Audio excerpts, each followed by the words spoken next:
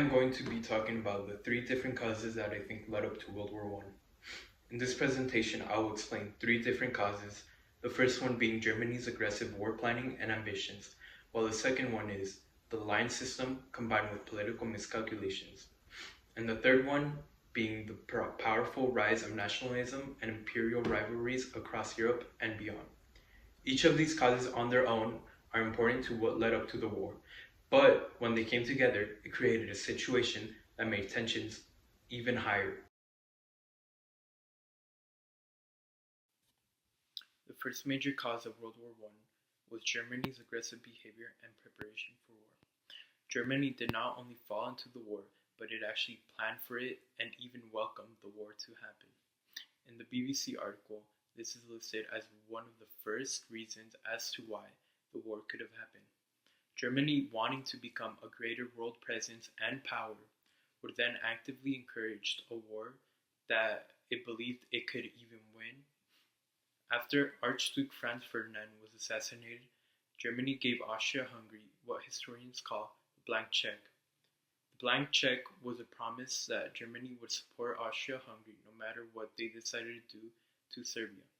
This promise was important because it encouraged Austria-Hungary to take very harsh action against Serbia without worrying about possible Russian intervention. Germany's military also had a plan ready long before the war even began, the Schlieffen Plan. This plan was built on the idea that Germany might face a war against both France and Russia at the same time.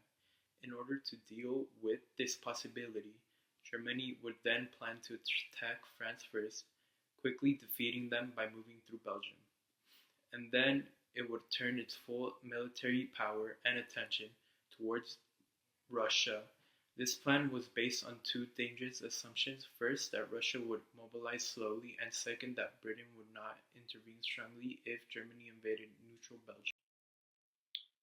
Both of these assumptions would then turn out to be wrong. The invasion of Belgium actually shocked Britain and caused them to enter the war.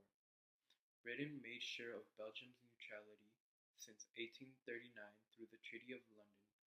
Germany's violation of this treaty made Britain's choice way easier than it should have been.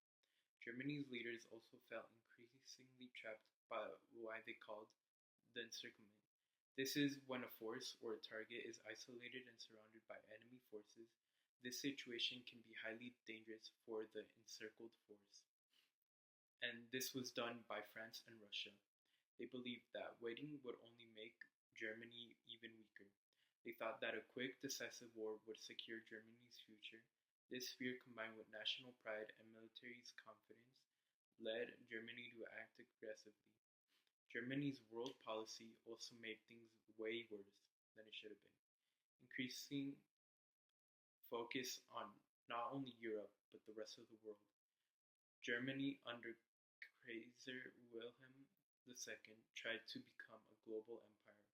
Germany built up its navy to challenge Britain's power at sea, leading to a dangerous naval arms race. New battleships like the Dreadnought made war even more likely because every country felt pressured to keep up. Germany's growing colonial ambitions also created conflicts with France and Britain over territories in Africa. Events like the First Moroccan Crisis in 1905 and the Second Moroccan Crisis in 1911 showed Germany trying to challenge France's influence but only succeeding in pushing Britain and France closer together.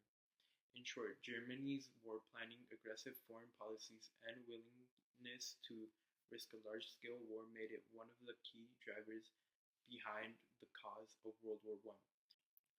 Germany's leaders did not want a small or a local war. They were prepared and even ready for a wider European war or even a war including the world if it really came down to it.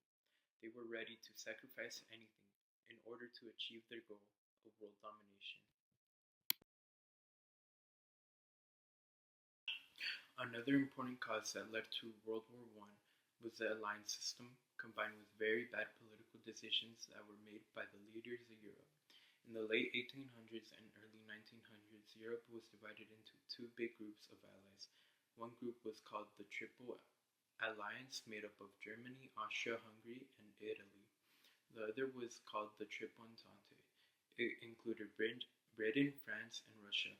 At first, these alliances were supposed to prevent war.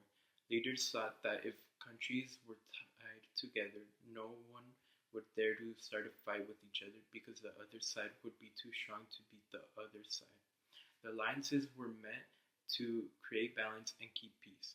But in reality, the alliance system made things much more dangerous and difficult. Instead of stopping war, it set up a situation where a small fight between two countries could pull in all the major powers. By 1914, Europe was like a row of dominoes, ready to fall if one piece was pushed.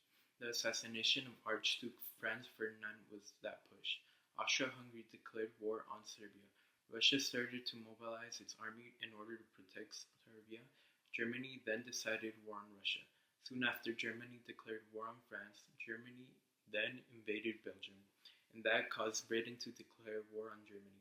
What could have been a small local conflict ended up becoming a full European war in just a few days, all because of the alliances. Each country thought it was doing the right thing in order to protect its own interests, but the alliance system made it very hard for leaders to slow things down or find another way out. Political leaders also made the situation worse because they were overconfident.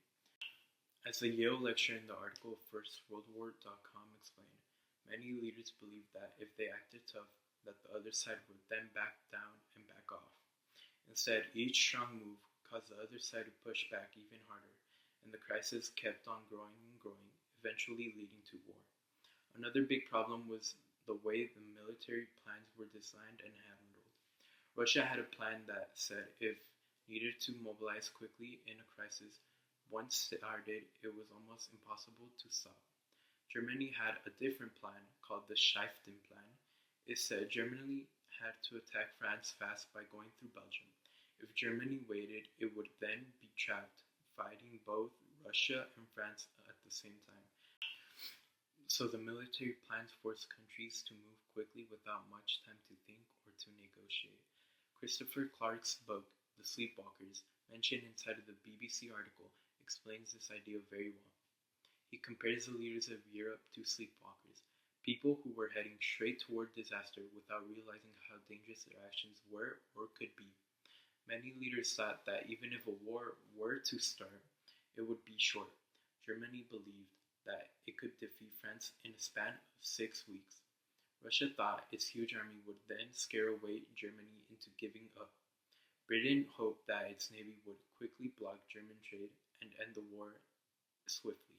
But all of them were wrong, very wrong. Instead of a short war, Europe fell into 4 years of brutal fighting with trench warfare and millions of deaths. The alliance system, mixed with poor leadership, risky military plans, and a lot of bad judgment, made it almost impossible to stop the war once it started. What was supposed to keep peace ended up creating a much bigger and deadlier war than anyone had anticipated. The third major cause of World War I was the rise of nationalism and the intense competition for overseas empires. By the early 1900s, nationalism had become a very powerful force across Europe. Nationalism is the idea that people who share the same language, culture, or history should have their own country. In some parts of Europe, nationalism helped bring people together. For example, it helped unify Germany and Italy in the 1800s. However, in other areas, especially Eastern and Southern Eastern Europe, nationalism caused a lot of conflict and division. One of the most dangerous regions was the Balkans, where many different ethnic groups lived close to one another. Serbia was especially influenced by strong nationalist ideas. Serbian leaders dreamed of building Greater Serbia, which would include all the Slavic people living in the Balkans, even those under the rule of Austria-Hungary. This made Austria-Hungary very nervous because it ruled over many Slavic groups who wanted independence. The assassination of Archduke Franz Ferdinand by Gavrilo Princip, a Bosnian Serb nationalist, was not just a random act of violence. It was part of a larger nationalist movement that directly challenged Austria-Hungary's control in the region. Nationalism was not just causing problems in the Balkans, it also fueled tension across the rest of Europe. In Germany, nationalism was closely tied to militarism. Many Germans believed that building a strong army and navy was the best way to protect the nation's honor. In France, nationalism focused on wanting revenge against Germany for the loss of Alsace-Lorraine after the Franco-Prussian War in 1870 through 71. Because of these strong nationalist beliefs, it became harder and harder for countries to compromise or back down during a crisis. Leaders did not want to look weak in front of their people. At the same time, imperialism added even more tension between the major powers. Britain, France, and Germany were all competing for colonies in Africa and Asia. Germany wanted to build its own overseas empire, but most of the valuable land had already been taken by the time Germany began to expand. This competition created rivalries and made the great powers even more suspicious of one another. The Moroccan crisis were an example of how Germany tried to challenge France's growing empire. But instead of weakening France, Germany's actions only brought Britain and France closer together. Imperialism made war feel even more likely because countries were already competing fiercely for power and influence around the world. By 1914, Europe was like explosives, waiting for one small spark to set it all off. The assassination of Archduke provided that spark, but it was the forces of nationalism, imperialism, militarism, and alliances that made the explosion so huge and destructive. To wrap up this presentation, the causes of World War I are complex and layered, but three major causes that stand out are Germany's aggressive war planning and ambitions, the alliance system and poor political decisions that trapped leaders into war, the dangerous rise of nationalism and imperialism across Europe.